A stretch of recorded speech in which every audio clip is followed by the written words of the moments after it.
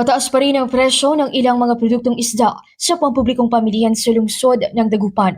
Bagyang tumaas ang presyo ng bangus na ngayon ay naglalaro sa 170 pesos ang per kilo. Depende ito sa laking bibilhin. Ang galunggong na mula sa 170 hanggang 180 pesos, ngayon ay nasa 270 hanggang 280 pesos na ang kada kilo. Ayon sa ilang tindera ng isda, nararanasan umano ngayon ng konting supply sa ilang mga produkto kaya tumaas ang presyo. Umaasa naman ang mga ito na lalakas ang bentahan sa darating na buwan ng Abril kung saan higit na tatangkilikin ng mga fish products kasunod ng pagdaos ng mahal na araw. Mula rito sa IFM Dagupan, ito si Idol Ron Araca, Tatak IFM. IFM News. IFM News. IFM News.